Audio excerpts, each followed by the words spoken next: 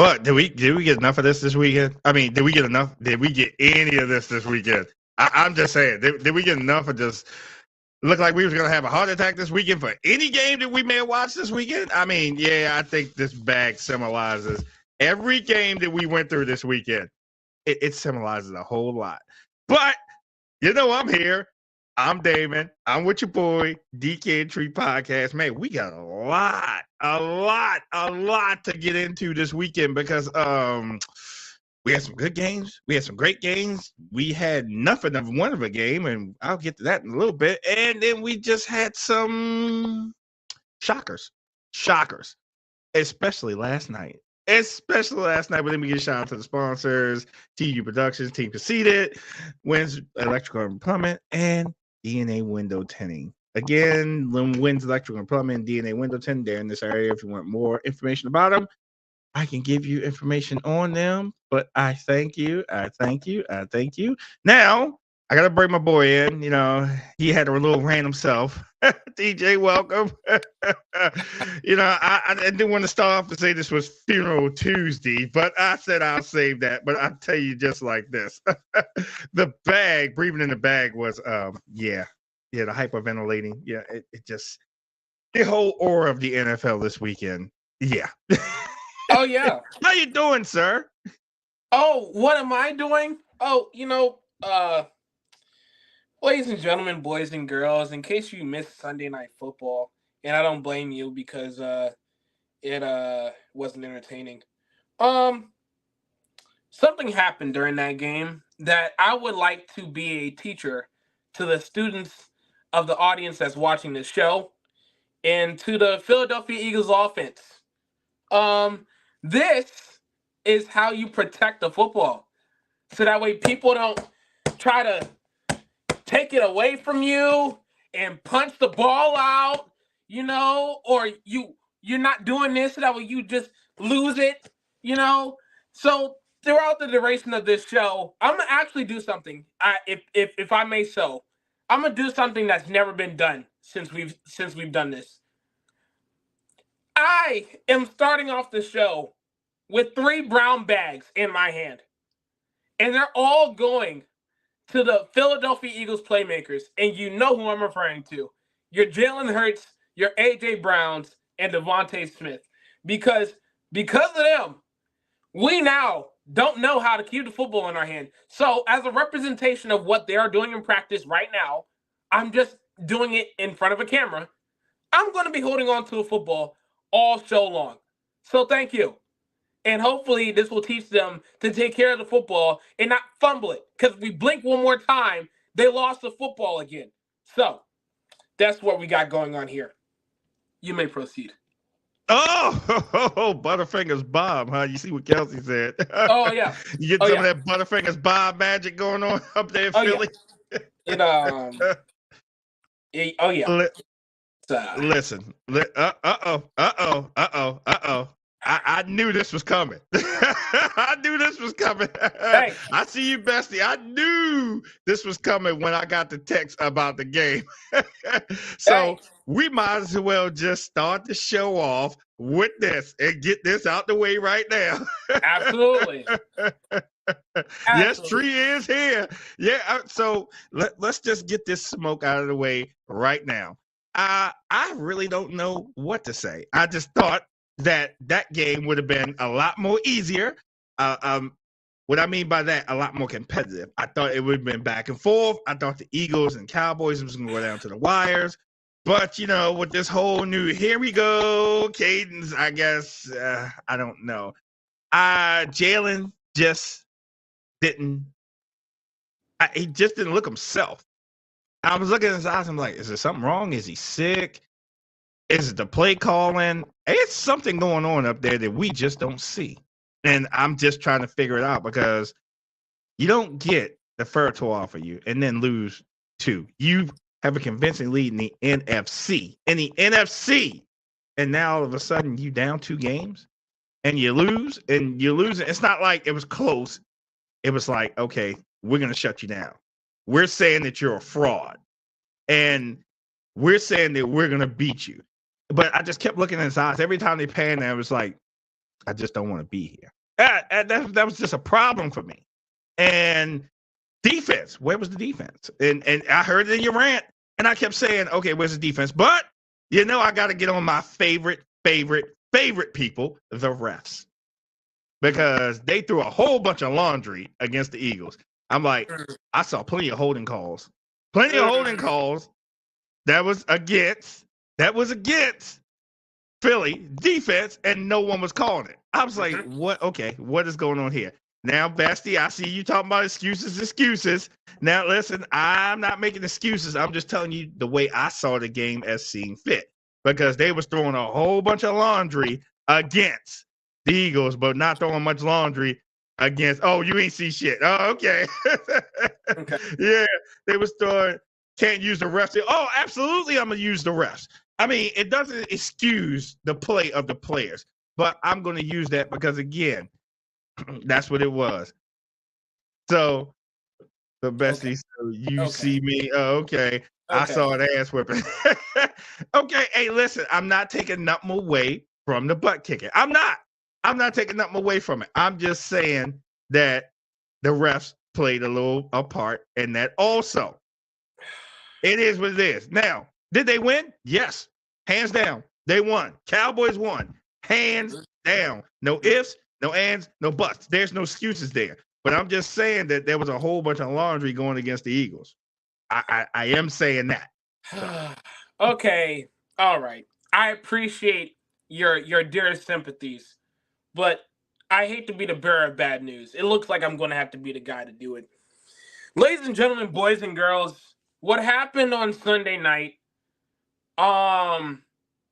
was, first of all, a Dallas team that was ready to play, that was prepared, that is completely rolling. Dak Prescott, people are putting him atop the MVP conversation. I'm not too sure about that. Brock Purdy may have something to say about that. Lamar may have something to say about that. Whatever. But that was literally nothing but the Eagles just not getting it right, no matter what situation it was. And take the this is the thing. This is why I want to remain consistent, because take the refs out of it. Because I said it last week. I said it plenty of times before. I'm going to say it again. The refs are going to ref. Name me a season where the refs called a great game for an entire season. Give me one. I don't remember it. Okay? I've only been on this earth for 22 years. And I know that even before then, the refs were making terrible calls. So take the refs out of it. Okay? Philly, as an offense, is anemic right now. It's starting to get Pittsburgh territory. That's how bad it is. Oh, man. Pittsburgh. Wow. Pittsburgh. Because okay. Because the play calling is not predicating to the situation at hand. What do I mean when I say that? Okay. You saw Dallas go right up and down the field and score in their first possession. All right. What does that tell Philly's offense to do? All right. If that's the case, we need to utilize what we haven't utilized all year. We just played Dallas like 3 weeks ago. They have an idea of what we do at this point. So instead of us pass, check down, you need to start off with the running game. Like I've been saying last week, you didn't run the football, okay?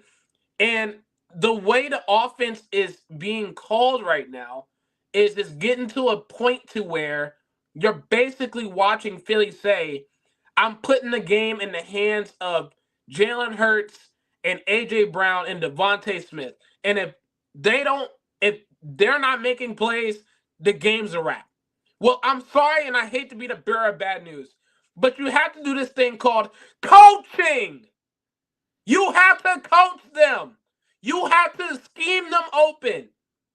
How many times did we sit up there and we watch Devontae Smith get practically into a hospital ball. And thankfully, Devontae was able to catch those. But he was schemed to be in between a line of 3 different Dallas defenders. And you're basically telling me, the viewer, the fan, the guy that's watching this game, that it's up to Devontae Smith to make that play. No. And I'm going to call him out. Brian Johnson, it is your job to scheme them open. It is your job to dial up the script plays properly. What does the situation call for? Okay, look, our defense, but the thing is, we know the defense has been god-awful all year. There's nothing new about that. Nothing new. So when you saw Dallas score on that first possession, you want to know what that would have told me? And yes, I'm starting to get into Madden real fast, so forgive me. Okay, look, they didn't take a whole lot of time off that clock. They went right down and scored. All right, you know what? What we going to do? We're going to take our time. We're going to run the football. We're going to get a play out. Goddard in the middle. We're going to hit A.J. Brown in the middle. Okay? We're going to have some out routes. We're going to matriculate the ball downfield. And we're going to take as much time as we need because the situation calls for it. Well, obviously, it's getting to a point now where the coaching is god-awful. And now they're getting stubborn now because Nick Sirianni had a press conference today, and someone asked him if they were going to do something with the play calling abilities about taking it away from Brian Johnson. He said no. Like, seriously, it's showing on the field. And the reason why I'm bringing up running the football is because why are we acting like DeAndre Swift don't average 4 yards per carry? Why? Why? What are we doing? What are we doing? Jalen Hurts, I love him. He does not look 100%. He also didn't look 100% last year. So that idea of him being completely healthy, we can throw that out the window too. Oh, absolutely. You can see it in his eyes. Okay? You need to switch it up. Dallas saw y'all 3 weeks ago. They have an idea of who you are and what you do. The fact that we are waiting until 3rd and 5 for you to finally run the football to be a shocker to the defense does absolutely nothing. And the reason why I'm just stressing on the script plays enough is because what you do on those first 2 drives determines how the game's going to go. I don't care what the score is or what it may look like. If the Eagles have put points on the board and they had a touchdown within the first 2 drives, it is more competitive. It doesn't guarantee us winning the game, but it's more competitive because you put points on the board. But no, you want to be conservative. And oh my God, can we stop with the wide receiver tight end screens? They're going absolutely nowhere. Nowhere. Bad play calling all the way around. All the way around. No. That was bad. Not even all the way around. Because on the flip side, you thought I was going to leave the defense out of it, did you? The flip side. We're not leaving them out of it. The defensive play calling is actually spot on. If you actually watch on how they are setting up defensively, they're in great positions to make a play. But the secondary and the linebackers in particular they're just not executing. They're missing tackles. They're not being physical. The corners aren't covering. The safeties can't tackle. No one's physical on that back end. And I said it last week and I'll say it again. Do you understand how humiliating, how demoralizing it is to know that on every single play, you step out there. If the front 4 doesn't obliterate or obsolete the quarterback, that is a guaranteed first down or a guaranteed touchdown, that is a problem. And believe it or not, that's not play calling. That is just strictly execution. So, what does that mean going forward? Okay, well, you just played against a better team. Maybe. I have no shame. I have no shame. I tell y'all all the time, I'm a humble Eagles fan. I'm not one of those stubborn sickos that just believe that we're gonna end up in the Super Bowl like we don't see the garbage that's displaying on the field right now. No, the Got it? way that Dallas is playing right now is at a level where both sides of the football are dominating. It's not like, the offense is doing well, but the defense is struggling. No, the defense is getting turnovers. The defense is getting the opposite team off the field. The offense then turns around and puts points on the board and gets big play after big play after big play. That's what Dallas is doing right now. That's what San Francisco is doing right now. So did we deserve to ultimately win that game on Sunday night? Absolutely not. But the one trinket I will say, and this is not an excuse, this is the fact of life, okay?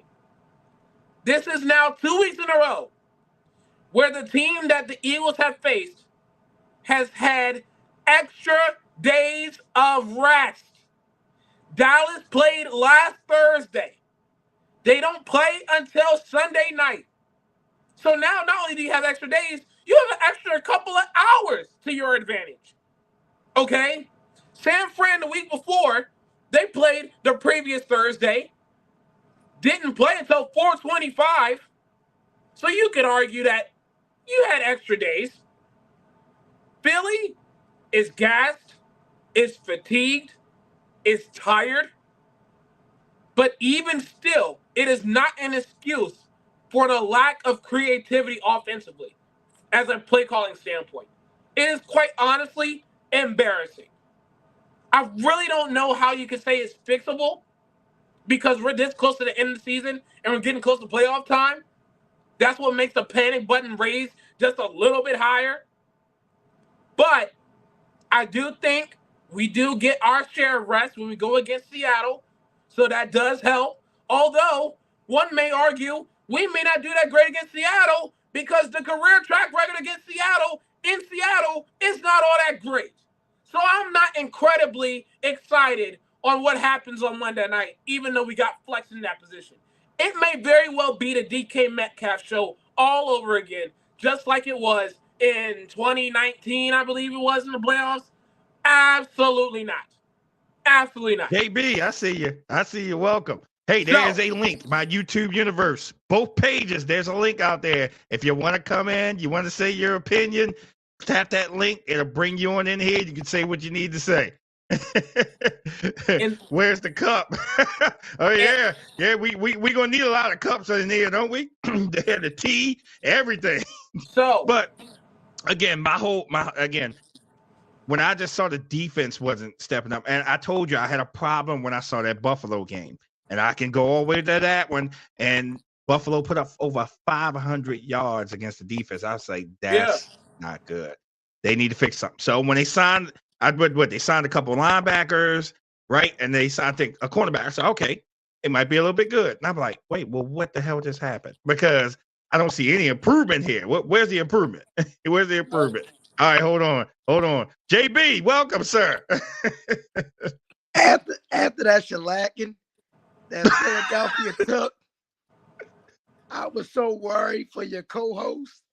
That's why I hit you up just to figure out, is he going to make it through the night? I have never seen a team of athletes play that poorly in a game against someone that we always betting against. What do you got to say about that, brother? Look, I said it on the opening monologue, and I'll say it again. We're gassed. We're fatigued. These are not excuses. These are the facts of life. The past 2 weeks, the opponents have had extra days of rest. And in regards to Dallas, you had not only the extra days of rest, but you had the extra couple hours to play. That is used to your advantage. I'm not taking that away. I'm also not taking away the greatness that's being displayed in Dallas right now. Say what you want about it's the same old Dallas Cowboys. Oh, no. You're not going to hear that from me. No, They're dominating on both sides of the football. And that should be within itself an alarming rate for the rest of the league. Because it's not just, it's Dak and then the defense is bad. Or, the running game is great, but Dak is not being consistent throwing the football. Or the defense is great, but the offense can't get the ball past the 50-yard line. No, they're dominating on both sides of the field. And that, on top of the fact that Philly just can't get it right as a defense, they can't get it right as far as play calling is concerned on offense, it drives me insane. And I'm currently, I know you see the light here, and I know you see the light out here, but I am still in my Aaron Rodgers darkness retreat. So you're going to have to forgive me. Where's the cup at? I wasn't supposed to be out.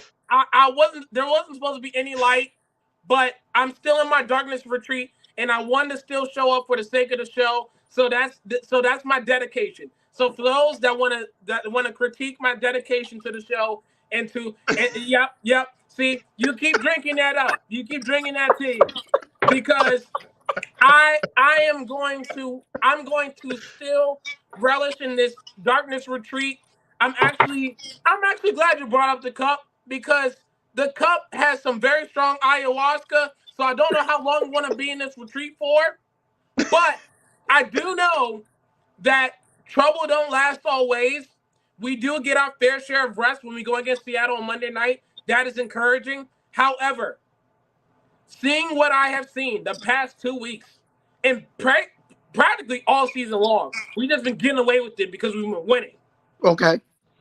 Has been nothing short of discouraging, nothing short of embarrassing.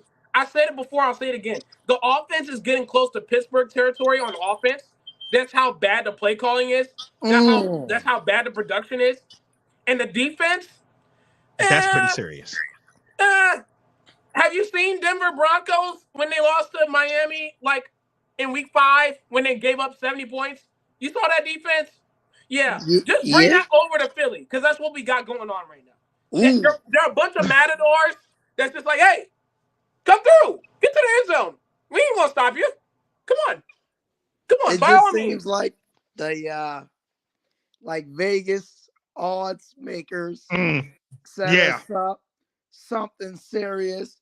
This looked televised. This looked like I said last week, the WCW and the WWF. Right. Raw. I mean, the storyline couldn't have been no better. I was like, it's no way in heck that Philly. And I don't usually like to gamble, but I was just like, everything is looking up. We're looking amazing. Everybody. And then Philly let us down. And if you blink one more time, they fumbled the football again. Do you want a moment of silence for that? Because that sounded like a moment. A moment of silence. Oh no, it's just bad decision making. You know not to trust us in that spot. That come on. You could all the games that you could have chose to bet on. You know not to trust us. You know not to trust us. And I'm saying that as the Eagles fan. We did not deserve the luck of the draw for those who betted on the Eagles to actually believe that we were going to pull it out for you guys. I apologize as a member of the Philadelphia Eagles. I apologize, okay? But y'all shouldn't have put so much stock into us, okay? And you know what? Let me just add this little tidbit, because I think it's very necessary. I started off the show with this. I'm gonna do it again. If you blink one more time, I think the Eagles done fumbled the football again. So for the duration of this show, I am going to teach them how to take care of the football. And I hope that I'm doing a great job. Let me know in the comments section. Let me know. You might need to take one of these with you, bro. Put the ball in the bag. Take the bag home, They need a bag for that one. I don't know, man. Look, it's hard to I don't know if you started. You know what I mean? I started off the show hyperventilating. Yeah. Hyperventilating. That's how I know. We go hyperventilate, because this weekend, if you thought you knew anything about football, you didn't know nothing, because who won was shockers and who lost, I was like, wait a minute, what? Who won? And hey, we gonna go to Monday Night Football in a few.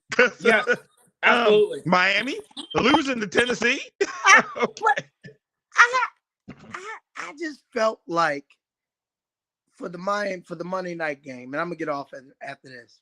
Mm-hmm. That game showed. Matter of fact, both Monday night games showed that on any given Sunday, Willie Beeman and the Sharks was gonna make it all the way to the. I mean, that was just the most unauthorized game ever.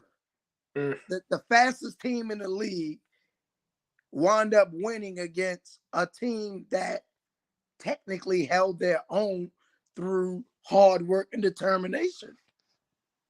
Like Miami shouldn't have lost. No, absolutely not. But that 4 minutes left in the game. That New York 4 minutes to Will Levis. Will Levis. Let me say this again. Will Levis. hey, let's not do that, because just a couple weeks ago we were talking about him being QB1 next year. Let's not do that now. Yeah, he could play. I get it. He could play. I get it. But look who he had to throw to. D-Hop. D-Hop. Who else is he throwing it to?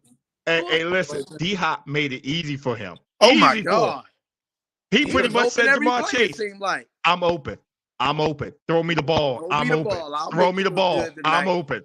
Yeah. And he made Miami look sad. They sucked the air out of Miami last night. Absolutely. Miami was hurt last night. When I mean hurt, that stadium was so quiet you could hear a pin drop in there. That last 4 minutes showed that you can't give up until that clock reads 0, 0, 0. Oh, absolutely. Because the storyline was everybody was headed to the bank. We was heading to send me my money, and Vegas was like, hold up, gotta wait. Just like that. Wow. Hey, look what we just did. Look what we just did. Miami. Bye-bye. See you later. And I was like this in front of the TV. How did that happen? All right, see you later. All right.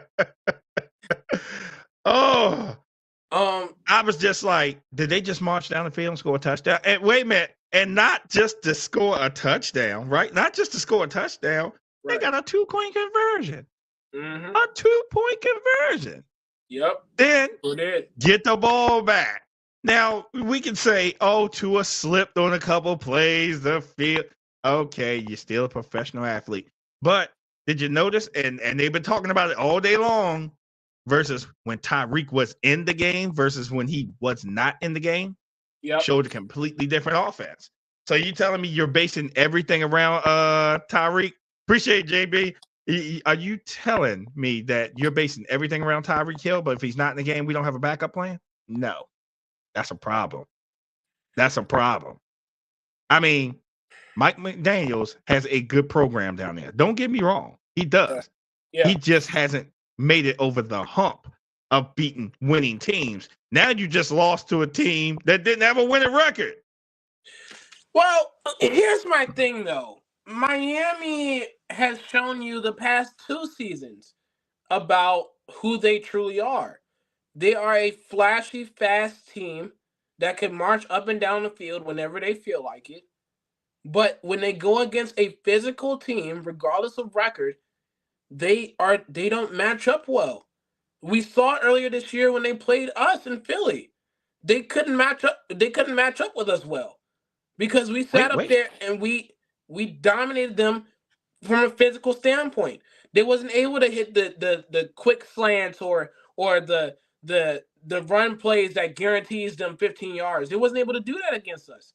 They wasn't able to do that against Tennessee last night. And so when you're going against a physical team, I kind of equate it to like if Flash didn't necessarily have his powers and he was just strictly fast and he ran into a brick wall, do you really think he's going to break that brick wall? I don't think so.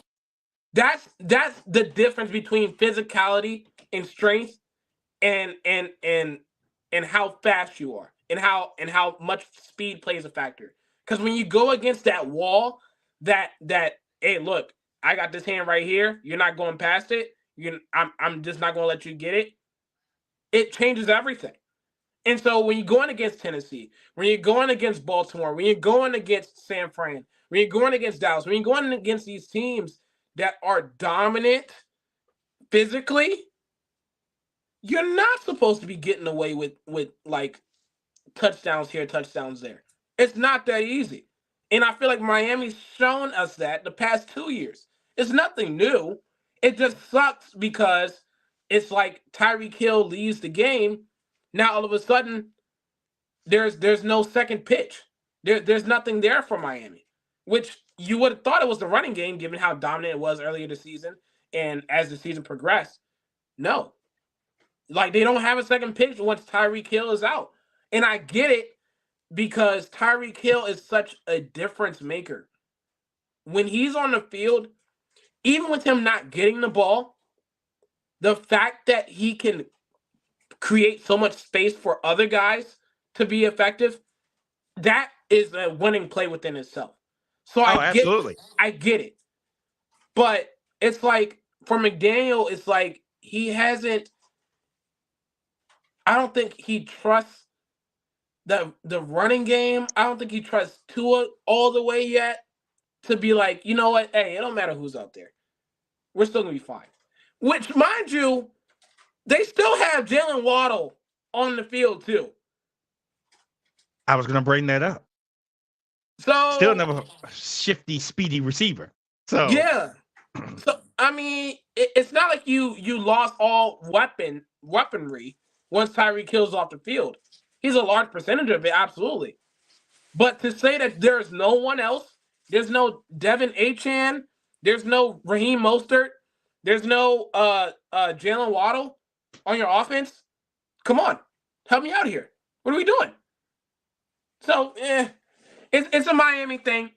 I ain't gonna be totally concerned though, because, well, actually, my bad. I am, because now everybody besides their, I believe it's a right tackle, that is either out for the year or out for a large stretch of games. Like their offensive line he's is out for the game. cooked. ACL tear.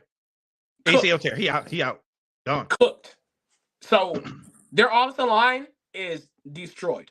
So if they're able to even remotely get to the playoffs, which I do think that they do, whoever they go up against, they might have them get eliminated just off of their offensive line alone. That is what concerns me, because there's no one left. There's no one left. Everyone's hurt on that offensive line. Remember, they still got Buffalo again. Yeah. and Buffalo's coming strong, but they got us too. So that's 2 games. Man. That's gonna be a dogfight. That's gonna be a dogfight. But the one, like I said, the takeaway, like I said, and it was what JB said, 4 minutes. If it's 1 minute on that clock, that's too much time. Or as Kansas City told us, 13 seconds is too long too. As Kansas City told us, right. 13 seconds is too long also. Right. Okay.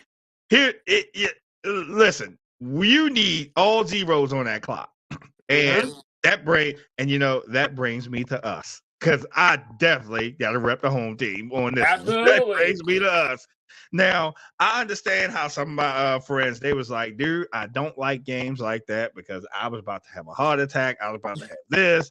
The Ravens were stressing me out and this and that versus me. And I'm saying I love games like that because that tells me my team went out there and they played lights out all the way to the end. All the way to the end. It wasn't, they was just there for show or whatever. You went down the field, we went down the field. Okay, you went back down the field. Okay, we went back down the field. Okay, we're gonna one up you, Matthew Stafford. Oh, you think you come into Baltimore and beat us on our turf? No, it ain't gonna happen. Now, when we got to that 3rd and 16th play, I was like, oh, this ain't looking good for us. This ain't looking good. And who he throw the ball to? Because now Lamar has found his new favorite target. And as you show with Andrews being out, it really hasn't been any type of strain for him. Yes, I'm going to find someone else. Someone else is going to step up. Yep. Zay Flowers. Zay Flowers is a beast. A beast. Caught it. Touchdown. Yes. All right, let's go. What Matthew Stafford do? Go right back down the field. I'm like, man, this ain't the Detroit Matthew Stafford that came here today. Nope. This is the LA Matthew Stafford that came here today. Okay, no problem. We going back and forth up and down the field. Then, bam, we get in overtime. I said, there we go. What they say? Tails. Ravens win the toss. All right, baby. All we got to do is march down the field, end zone, in this game. 3 and out. I said, you got to be kidding me. 3 and out. You got to be kidding me. Come on now. Run the damn ball. We run it. Oh, man, we all yelling at the TV screen and whatever. And then, like I said, at the beginning of the show, I had to bag because now I'm hyperventilating. Hyperventilating over here. I said, okay. All right, no problem. Defense, y'all going to do y'all thing. Bam. Defense comes down. Matthew. Pass that ball over the middle. Tight end drops the damn ball. I said, woo! Yes, indeed. Yeah. Okay. We get the ball back down the field. Hey, it's a punt. Okay. Duvernay's out, right? What was my name? Wallace? Catches the ball. Okay. And we go down to the side. Oh, let me spin out of this tackle. Oh, let me run down the side. I'm like, oh, one more person to beat. Oh, this game is over. Touchdown. Walk off. Yeah, woo! Man, let me tell you, that was the best celebration in the rain I think I ever did. Because I was driving that time. I stopped the car, jumped out, was jumping up and down on the side of the road. Because the simple fact that my Ravens pulled it out. All the Ravens Nation pulled it out. And that just showed the NFL because their whole tune is changed now with the Ravens. Talk about, oh, now Ravens are the best team in the AFC. Because at first, oh, no, I don't think the Ravens is this. I don't think the Ravens is that. Oh, now everybody changing course. Right now, as it stands, the Ravens are the best team in the AFC. Now, as we've been seeing week to week around here, you don't know what the hell is going to happen with any of these games. But, it's one game that's circled on my calendar, and that's in 2 weeks. 2 weeks. And HC, if you're still in here, it's the 49ers. Yeah. And Shannon Sharp said it today that may be a prelude to the Super Bowl. Maybe. I'm not calling no duckets. We take it one game at a time. At a time. But that's going to be the game of the entire season between us two to see who it is.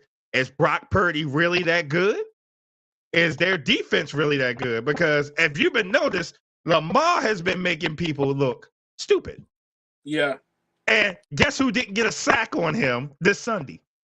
Aaron Donald. Man. Hey. And he had him in his clutches. So. And Aaron Donald was like, he's the only quarterback I haven't sacked. The only. It won't be this season. So, did you see the clip of him getting triple teamed?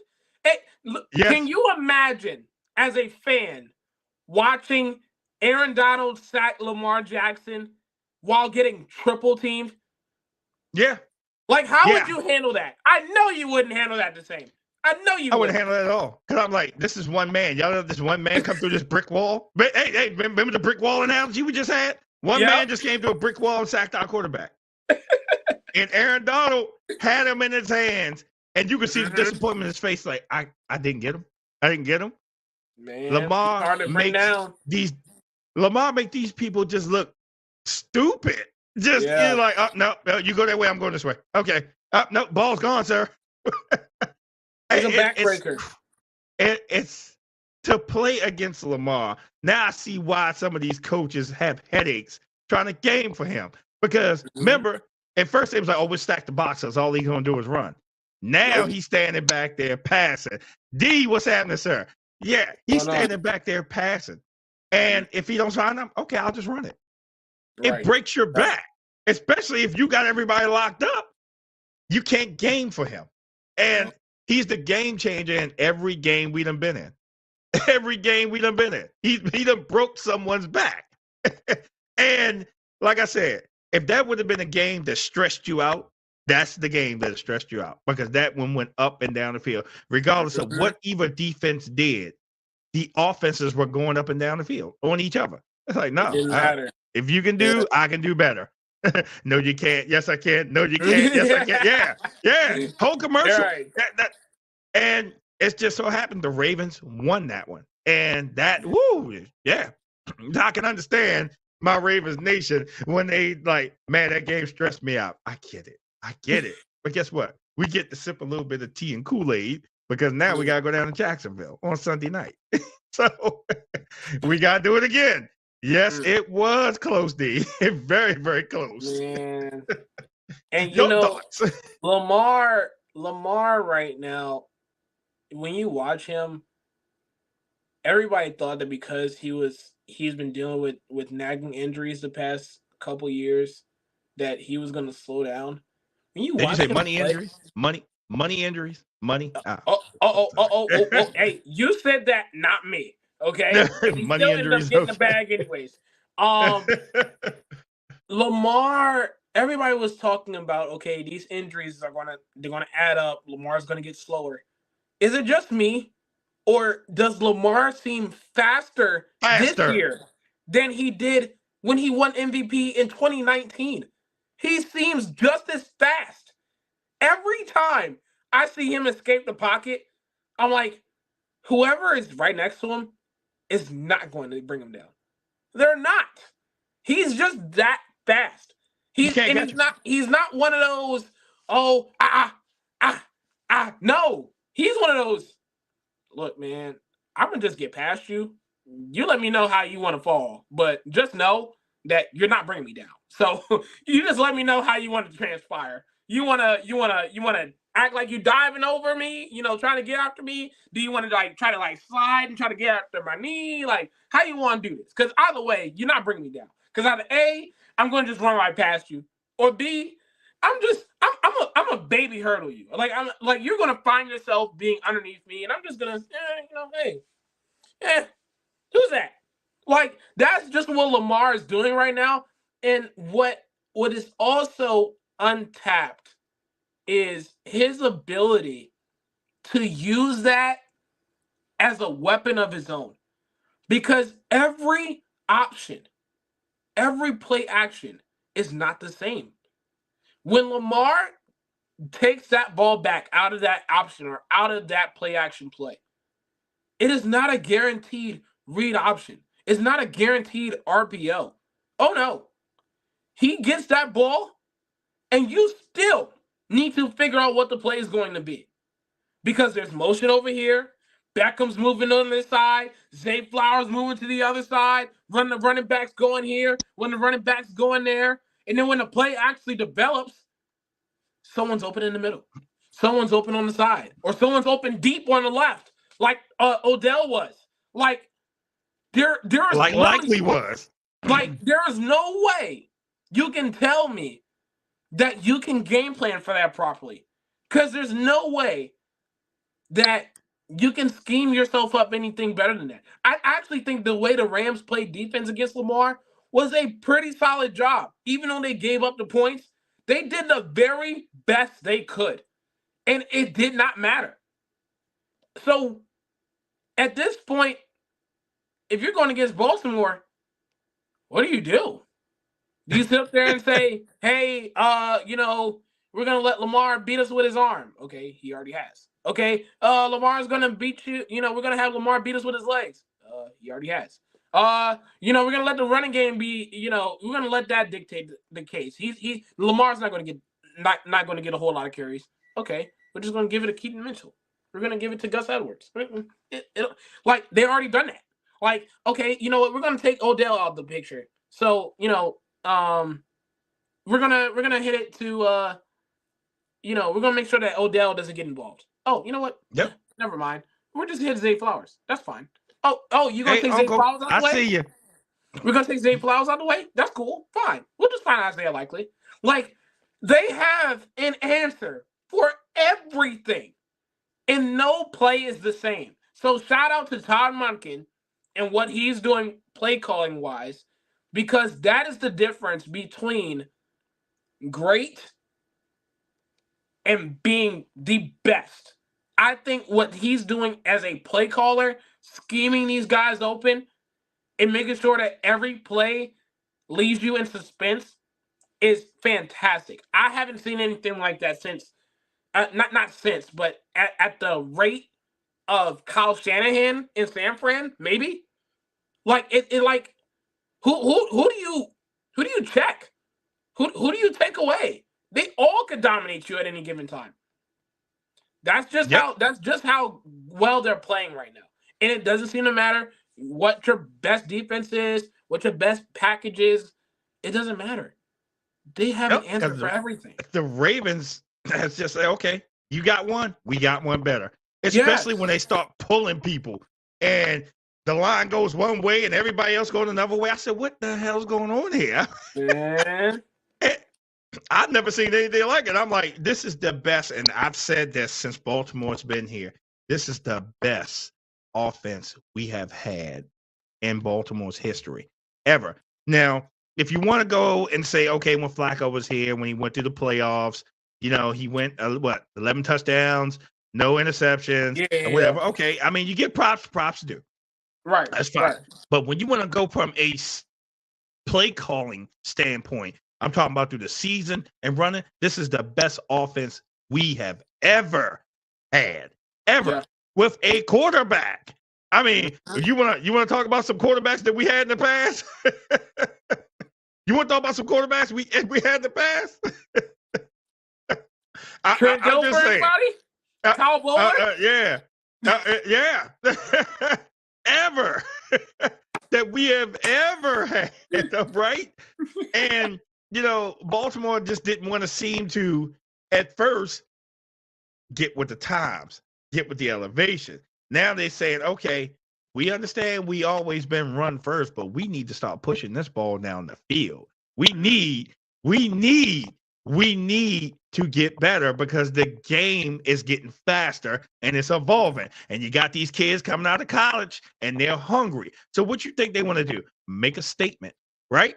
They have to make a statement. So we had to come out and we had to evolve to it.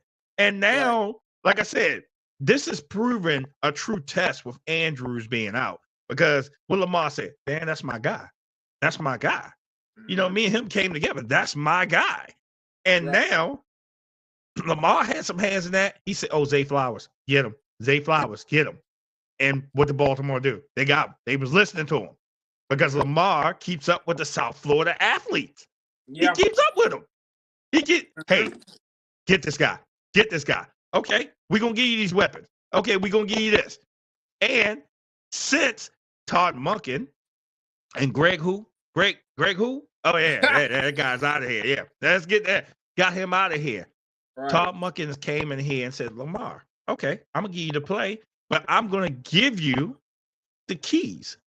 Mm-hmm. Okay, you run that offense. And as you notice, these defenses now, they ain't out here saying we know what the play is because Lamar's changing the play. Yeah. Because remember, they used to say, oh, we know what he's calling because we know the plays. We know what he's calling. So we got it. Not now. Because Todd Monken is just like, okay, yeah, we got you. We got you. Okay. All right. Hey, play 38. All right. Hey, play 38. Hey, we know how to play 38. Okay. Oh, no, we're going to play 15 now. What the hell is play 15? Right. Yeah. So D said, hey, I think Mark can be back. I think he might make it back for the playoffs because if they're going for a push, hey, you just never know. But like I said, Isaiah Likely has really stepped up for him because like we saw in the game, how do these people get that wide open? How you miss somebody that's 6'7" on the side of the field? Scheme. I'm just saying. Scheme. Yeah. And then what? Odell, double move, gone. Man. He didn't run the end zone, slid in the end zone for a touchdown. Right. Pass. How do these people get this wide open? Come on now. Scheme. Come on. So Baltimore's something special. I loved every bit of that game. We came out on top, yes. We get some much needed rest. Guess what? Sunday Night Football, we coming. Jacksonville, we coming. We coming big time. And we coming to give you the shellacking like Cleveland did. Because Joe Flacco sure did put it on them. Let me say this again. Joe Flacco beat the Jacksonville Jaguars. Now, to be fair, I mean, Joe did come in with a halfway decent defense, right? Because Cleveland has a halfway defense, okay? Give him that. He's got a bad boy over there running back. Who? He got somebody. What's his name? Jerome Ford? Kareem Hunt? Really? Yeah. Bad boy, he got some bad boys over there. Bad boy, huh? He bad boy. 3.5 yards per carry, but he a bad boy. It don't matter. Guess what? What? It don't matter. He won the game. They won the game. You want to know why they won the game? First of all, let me just say this. If Kevin Stefanski is not in the conversation for Coach of the Year, what are you doing? I mean, you're on your fourth string quarterback and doing what you're doing right now with Joe Flacco off the couch. What? Again, what? I want to say this again for everybody that ain't listening. Joe Flacco. Joe freaking Flacco. All right? And, like, by the way, that, again, Joe Flacco wouldn't been able to do what he did without Kevin Stefanski scheming those guys open. Because he was throwing it all over the place like it was backyard football. What? It made no sense. And of course, you already have a top 10 defense. Which, by the way, scored most of their points. How many times do you see a defense that sit up there and do that consistently? They will consistently give you a touchdown or a blocked field goal or something silly. It always happens in Cleveland. They did it again. You see this question? If we had to see the Browns again with Flacco, do you think we lose? I never bet against the Ravens. I never bet against the Ravens. Sorry. We would beat them. We beat them. Remember, Flacco isn't mobile. He's not mobile. All you got to do is collapse that pocket. Flacco going down. You know what, though? It will be close. It wouldn't be a blowout. It would definitely be a defensive game. Yeah, that's what I'm saying. I don't think it's going to be like I don't think it's going to be like the Rams and Ravens this past Sunday where there's points all over the place. I'm not going to say that. But could I make the argument that it could be close if they were to play each other? Absolutely. Oh, yeah. Because that's how it was when y'all first met. They're going to get a playoff spot. Oh, yeah. They're going to get a playoff spot. They deserve it. They better get it. They're going to get a playoff spot. So the thing, I mean, like I said, with each conference, you just don't know what is going. Like I said, after last night, I was just like, this whole week, I was like, oh man, you just don't know who's going to do what. I mean, we're not going to even talk about it. I'm gonna just pass this one by really, really fast. We're not going to talk about Minnesota and Raiders. We ain't going to talk about that. A field goal won the game. That's it. A field goal. Yeah, that's all we need to know. That's it. We're going to pass that one by really, really fast. And even with the Giants last night, coming back, beating Green Bay. Bro. And I was like, what was that? I was like, wow. Listen, I have watching both games like, what is going on? But you see, that tells you when to one team is just determined, like, okay, we're going to play our hearts out. We have nothing to lose. We're going to play our hearts out. And the Giants played their hearts out. And that's what they were doing up there. Tommy Cutlets, baby. Listen. Tommy Cutlets, baby. The kisses and the stands. That was just hilarious, okay? My man on the sideline on his phone, the agent. Hey, yeah, you better put this stock up. You better put this stock up. You better put this stock up in my man, DeVito. Chef's kiss, baby. Tommy DeVito. I told you, don't bet against us. Don't bet against us.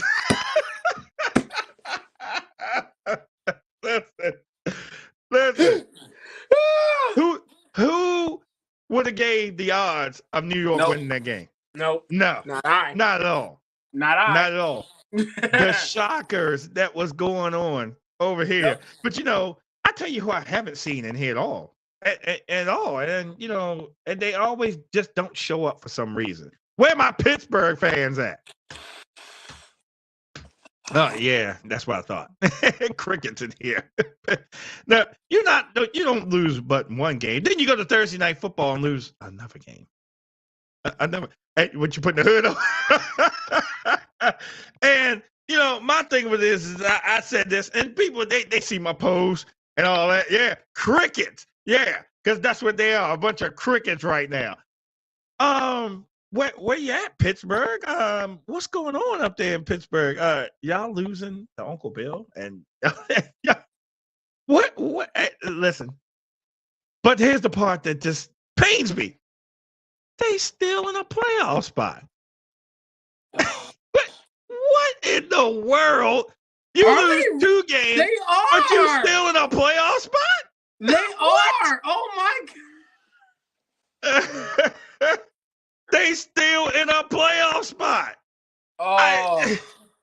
I for the life of me, I can't understand this. Who y'all predicting the Super Bowl? And the way this is going on right now, as it stands right now, it looks like Baltimore.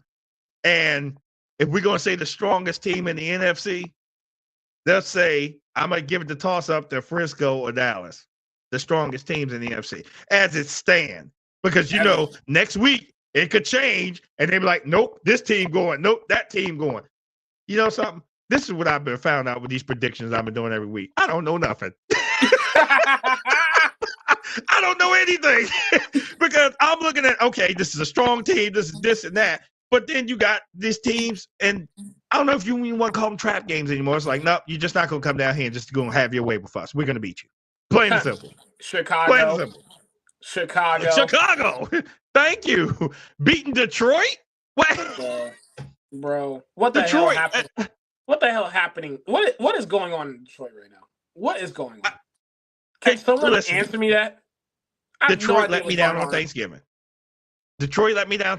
I'm like, they got it for Thanksgiving. We good. Yo, I said I'm riding with Detroit on this one. Y'all lose. Lose to Green Bay. Lose. Then you let Justin Fields and the Bears beat you. Beat you convincingly. It wasn't like it was close. Nope. They beat you convincingly. Not at all. They beat you convincingly. Detroit just let me down. Detroit, I say it, let me down. So, what does my man, the coach, says? He says, I think I need to be a little bit more harder on him. So that's Daddy said, I need to be a little bit more harder on him. Green Bay plays hard with them little boys. Oh boy. Oh, you know what, Kelsey? All right. We ain't get to Kansas City yet. We ain't get to Kansas City yet. Okay. So question, y'all. Was that offsides? Wink twice. Like offsides, anyone? Offsides? I cannot believe. Are you on the defensive side of the ball? I'm just asking. I cannot believe that is an honest conversation. An honest conversation. Stevie Wonder saw him offsides. Okay. The International Space Station saw him offsides. Okay. I'm like, what? Why are you upset? What are you upset for? He was offsides, clearly. And you know what? Can I put some context behind it? Because I didn't even think about this.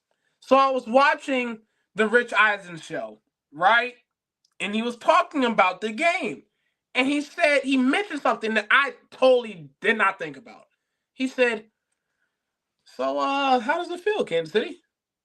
And at first I was like, what do you mean? He was like, it feels a little off being in a spot where, the ref should have let it go, but it didn't let it go, right? Kind of reminds you of the Super Bowl, right? When, they could have let go of the pass interference, but decided to call it, and it worked in your favor.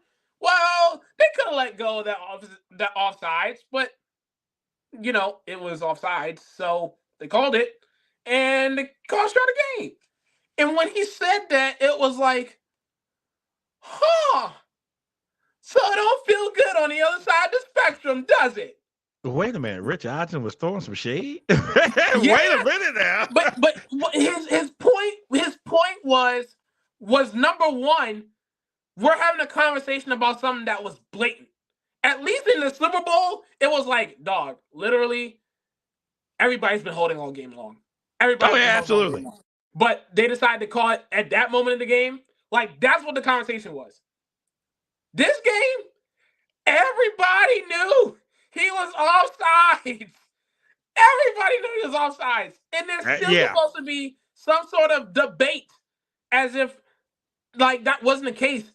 His entire cleat was over the football. Yeah, his entire foot was over the line of scrimmage. What? What are we doing? What are we doing? Like, and you know what? It's Kadarius Toney all over again. And I saw a meme, and I wasn't gonna bring it up, but since everybody's been taking jabs, and I'm talking about Kansas City fans in particular. I've been taking a lot of jabs at me the past couple weeks. There was a meme that was like, the record the Chiefs would have if literally Toney was not on the team. They would be number one in the AFC. Probably. They probably would. I'm like, they probably would. I had to look at it. I was like, huh. You know what?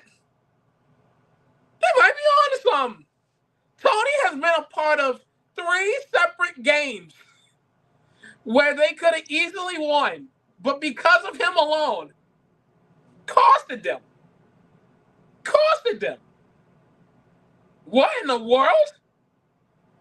Listen, and I was like, it don't look like everything going through Arrowhead this year. No. Hey, by the way, we did our part, so we good. Oh yeah. We did because we gave Kansas City press. We did our job. Sorry. Had to put the script out there. Sorry. You know what I mean? We did our job. So we did our job. KC looks like they might be on the road. Let me see ball Toney up and throw him away. hey, look, man. He might be dominating in China, with Zach Wilson next year. So, be careful with that. You know what I mean? Yeah, absolutely. All right, who we miss? Who did we miss? I don't have my sheet in front of me. Who did we miss? Any Pittsburgh fans in here yet? I want to give y'all shine. Yeah. My bad. Sorry, that's shade. I'm sorry, shade. I definitely want to give y'all a whole bunch of. Yeah, see, they ain't show up this week. None of them are here. Not one of them are here.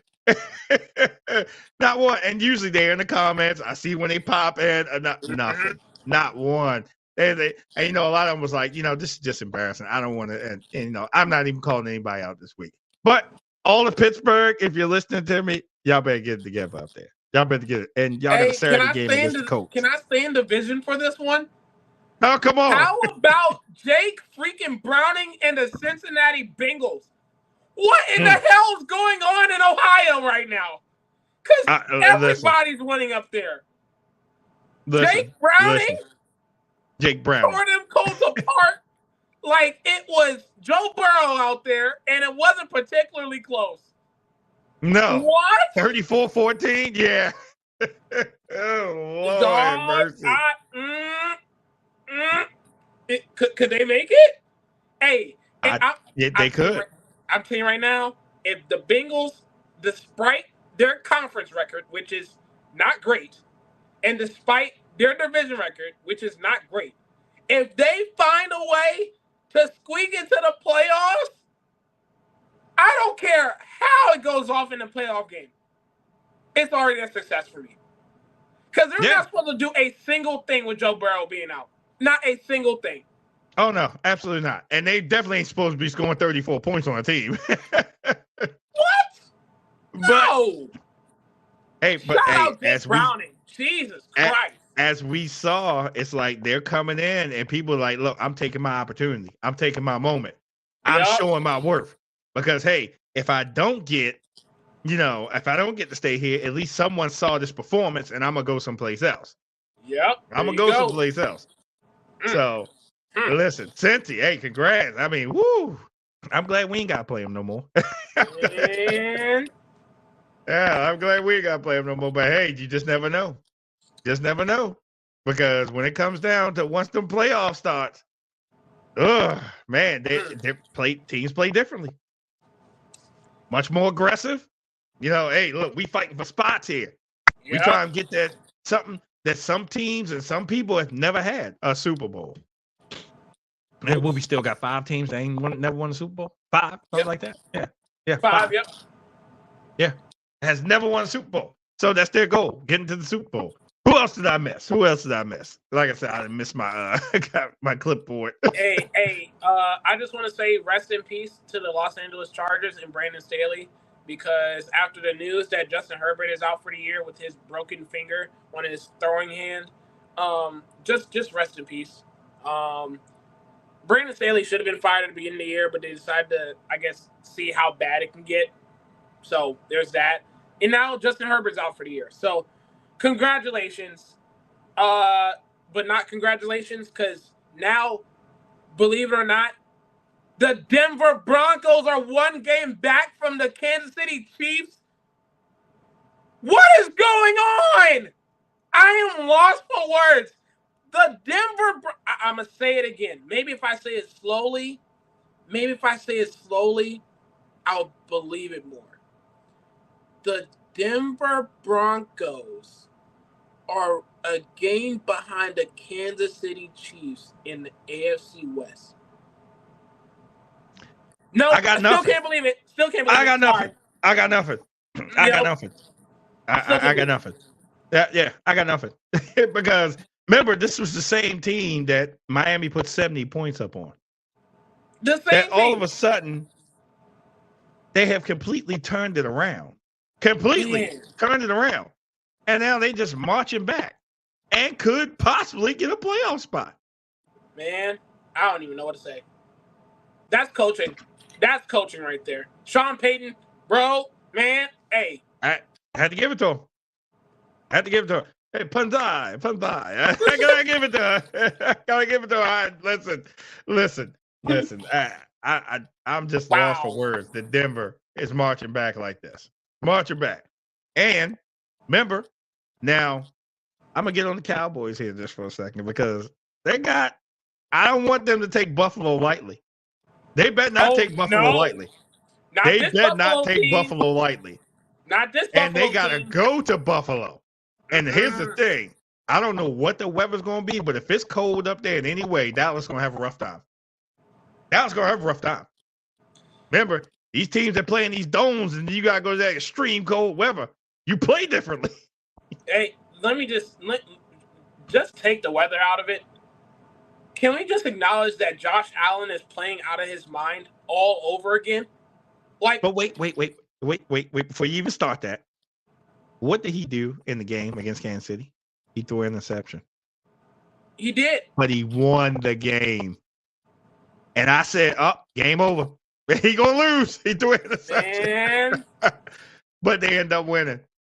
And Kelsey, he was clearly offsides. Oh, yeah. All right. Go ahead. Yeah. I didn't know if that was breaking news or not, but I don't know. I don't know how far you have to be off of the line of scrimmage for it to be a debate that it was offsides. Like, it was clear that you were not on the same side of the as football your team. before the play started with the rest of your team. You were offsides. That shouldn't even be a conversation.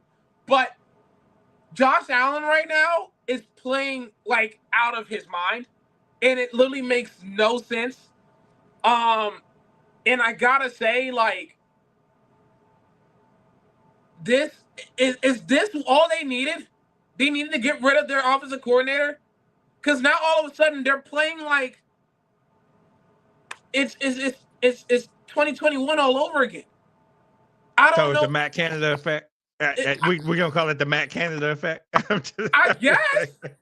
Like, it makes no sense. Josh Allen, you can't bring Josh Allen down.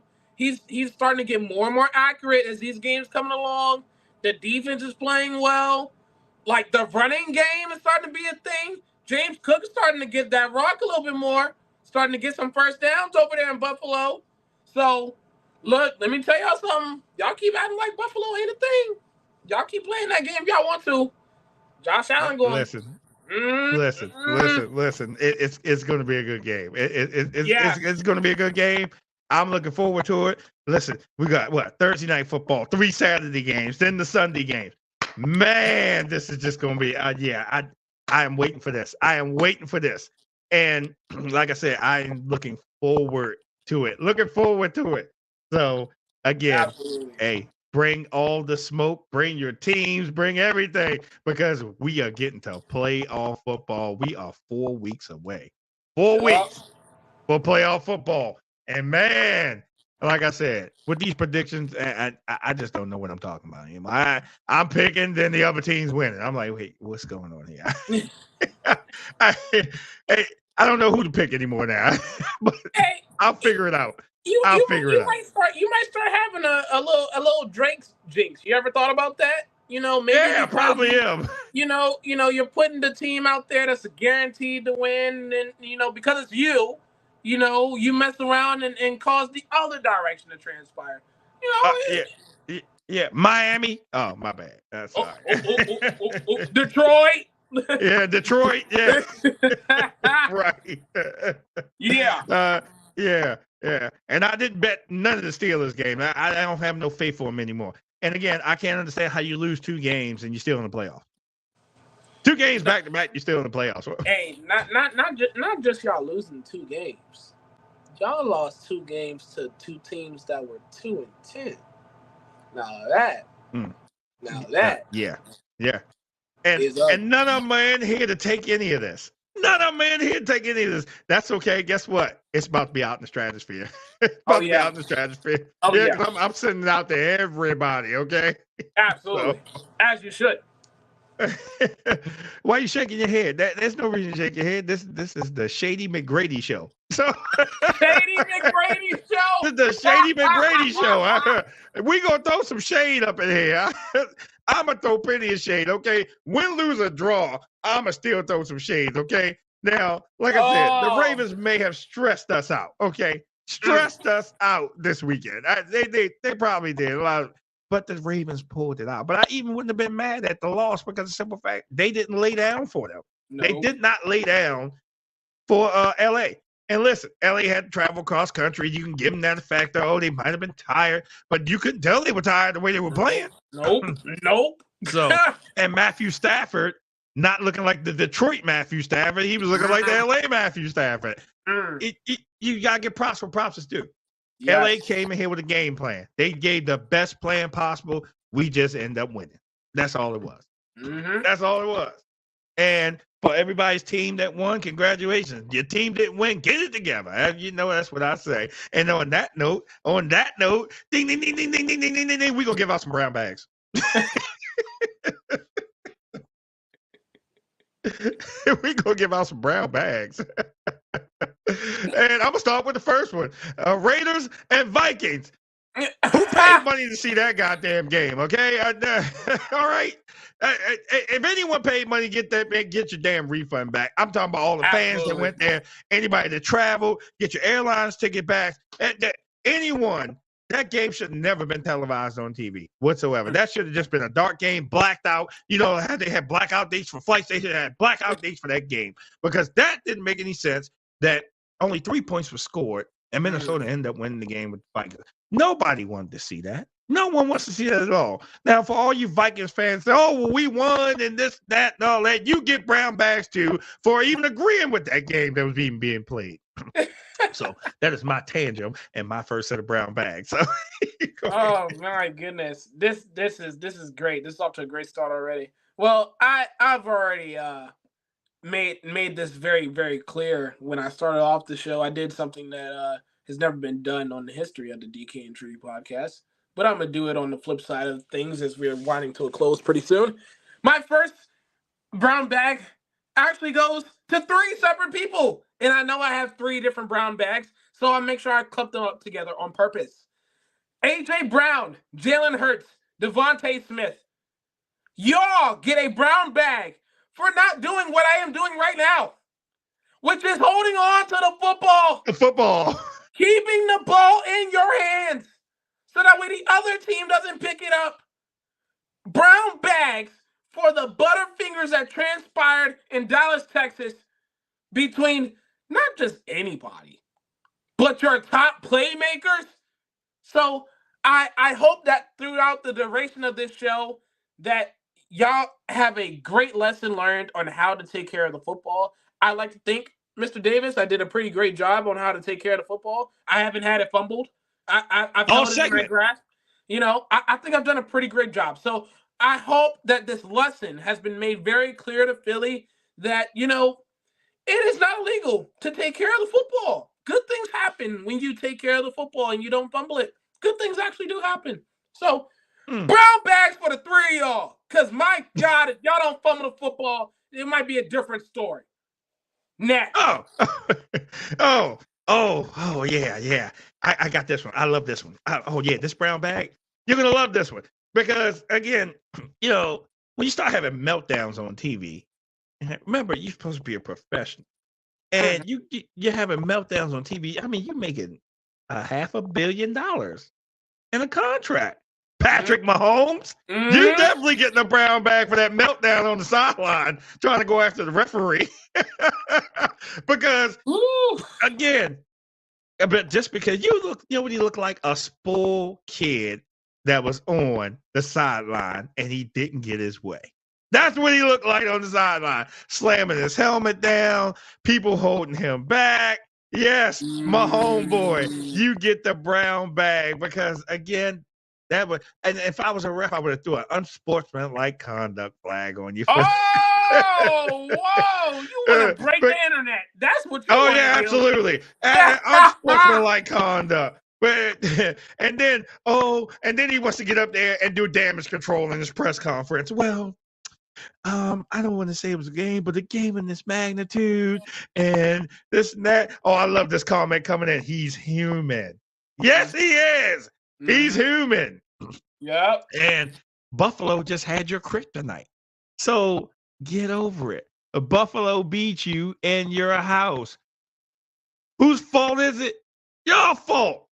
So you get a brown bag for that meltdown. And Andy Reid, you get one too for trying to take up for him. So y'all get the bundle, man, most valuable bundle. And hey, Jake from State Farm, I need you to put a logo on that brown bag and give it to him at the same time too. So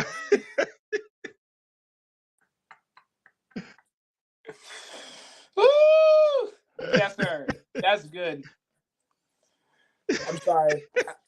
I'm sorry. And my baby football over here is getting a little cranky right now. So I'm gonna try to be as tender as I possibly can be. My second brown bag is gonna go to this one's gonna be interesting. Are you ready for this one? You ready for this one? The Houston Texans and the New York Jets get a brown bag. You want to know why? You want to know why? I'm sorry, baby. I'm sorry you had to deal with this. This has been a very interesting show. I'm so sorry. I'm so sorry. You go into halftime and the halftime score is 0-0. I looked at that notification on my phone and was like, this is a typo. There's got to be a typo. There's got to be a typo. 0-0. CJ Stroud gets hurt. Zach Wilson plays out of his mind. Zach Wilson gets 3 touchdowns. The Jets got a touchdown. The Jets won? Oh, no. No, you forgot the 300 plus yards. You forgot the 300 plus yards. Zach Wilson got 300 yards. Whoa. You and I and everybody and their grandmother knows that's not supposed to happen. Everything I just said was not supposed to happen. And I'm not all for the scripted plays. But let me tell you something right now. We need it. We wanted Houston to win that game. And we didn't get that. and it started off at 0-0 at halftime? Really? Man, both of y'all getting a brown bag. Y'all don't deserve that. No one should have won that game. Should have ended in a draw. It's terrible. I was just shocked that the Jets beat them like that. I was more shocked. I said, wait a minute, did the Jets just beat the Texans? Wait, what? The Jets? And the first thing I'm thinking, what happened to CJ? Then when I heard he got hurt, I said, oh. Man. Yeah. Unbelievable. Unbelievable. Unbelievable. Oh, I didn't talk about this. I'm going to give them some shine real fast. The 49ers. The 49ers. Okay. Just whipped up on Seattle. The Geno-less Seattle. 49ers, I got to give you a shine. I forgot, like I said, left my clipboard out in front of me. 49ers, congratulations. 2 weeks, we on the collision course. Ravens, 49ers, I'm looking forward to it. Christmas, that is our Christmas thing. That's what we going to do. Hey, may the best team win, 49ers, because we coming. Yep. And if we walk out with a loss, I'm not going to be mad at it. We walk out with a win, I'm going to be happy. Y'all walk out with a win. Hey, I'm going to be happy for you. I'm the first to come on here to give you your shine. But I'm just letting you know, when that game is over, one of two things is going to happen. It's either the Ravens are going to win or the 49ers are going to win. May the best team win. I'm not giving no shade or no brown bag. I won't be mad either way, D. I won't be mad at all. But this is the game I have circled on my calendar all season long was the 49ers. And, hey, listen, we're going to really test Brock Purdy. And I know y'all going to test Lamar. So, hey, it's the ultimate chess match. The ultimate chess match. I'm looking forward to it. Sorry I went away from the brown bags. But let's see. I will give one brown bag. Or just one. Just one. To all the Pittsburgh Steelers fans that didn't come in here today. Absolutely. What you thought I was going? You thought I was going to shy away from that? I mean, none of these Pittsburgh Steelers fans came in. No one wanted to come see us today. Hey, listen. We all have bad days. But to lose to 2-2-10 teams, that's more than a bad day. So, hey, Pittsburgh, I'm giving the Steelers brown bags. I'm giving the fans brown bags. And you know something? When I go back through Pittsburgh again, I see that Franco Harris statue. I'm going to put a brown bag on him, too. I'm going to start a ride up there. I am very concerned. Be careful there, sir. But if you must, my last brown bag, it goes without saying. I think I have spent the first 15 minutes of this show going off on him, and I'm gonna do it some more because he deserves it. Brian Johnson, the offensive coordinator for the Philadelphia Eagles. You, sir, get the biggest brown bag I have ever seen. It needs to be put on your bald head, have the eyes cut up perfectly to where you can see, because apparently you have no idea what is going on. Your play calling is god-awful. It's been the case all year long. And boy, oh boy, I speak for all Eagles fans when I say this. Shane Steichen, Jonathan Gannon, say what y'all want about Jonathan Gannon. We miss you. We miss you so much. You can tell in the coaching that it's missed. You can tell. We miss you dearly, man. Like I part of me wants me to say like come back, but I know you can't come back. You know what I mean? It's kind of like that great relationship that just didn't work out, and you know you still want them to be a part of your life. You know, like come back, come back. Even though they're already moved on, they ended a whole nother relationship. They don't forgot about you. No, Shane. Look, man, you know you didn't mean to take that job in Indy. Come back, man. Jonathan Gannon, come on. Look, man. We all know about Arizona. Give that job to somebody else. Come back to Philly, man. We miss you. Because Brian Johnson is playing. His play calling is so predictably god awful that it literally makes the offense as a whole anemic. And I don't think there needs to be a bigger brown bag than that that I've ever displayed on this show. So, with that being said, Brian Johnson, offensive coordinator of the Philadelphia Eagles, you, sir, get a brown bag with a capital B and a capital B. Next. Jeez. I'm sorry, I done woke up the child here. Forgive me. Oh my goodness. Oh man, brown bag. Boy, these brown bags. Hey, everybody gets brown bag. Hey, listen. Hey, Kelsey. Hey, Kelsey, you still in here? Hey, tell Letitia she gets a brown bag too. She's a Steelers fan. She ain't come in here. I told you, I'm going after everybody. It don't matter. I don't discriminate. I'll give whole states brown bags, okay? Whole states. So. But hey, listen, we got an exciting week 15. Exciting week 15 coming up because again, we got Thursday, Friday, Sunday. Oh man, well, we got some games in here. That's what I'm talking about. Guess who ain't going nowhere on Saturday? This guy. Right. Football. Hey, the YouTube TV will travel just in case I have to. So hey, listen, got it on the phone. But yes, hey, we thank y'all all for tuning in. We appreciate all your comments. We appreciate all the interactions. We appreciate, hey, if you came in, we appreciate all of it. Because guess what? We're going to do it again next Tuesday. Because guess what? We must marching on along. If your team's doing good, hey, do better. If your team's doing bad, y'all definitely do better. I'm just saying. Because, hey, once we get to the playoffs, you're done when you lose. You go home. Couch. Yep. So I'm gonna start getting some couch brown bag awards together. Let's see who gets the first one. Hopefully it ain't us. Oh boy. Yeah, all right. Then I'll be on here like this. Again. Yeah, hyperventilating. So, but hey, thank y'all for tuning in. We're gonna do this again next week. Hey, guess what? Predictions coming up. I'll probably get them out tomorrow. And then, hey, Thursday night football, you know, everything. Kelsey, we appreciate the love. We do. Absolutely. We appreciate the love. We appreciate each and every one of you to come in here, watch the show, comment on the show. Hey, come in on the show. Listen, this is our show, and we're going to take it out with a bang. We going to, go Chiefs, right? Hey, that's right. That's right. Rep your team all the way to the end. I didn't fumble.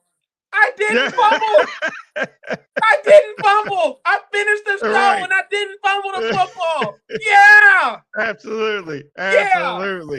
Absolutely. No fumbles on the show. No fumbles on this show. No fumbles on this show. Here. Jeez. All right. Let's get out of here. We will see you all again on Tuesday.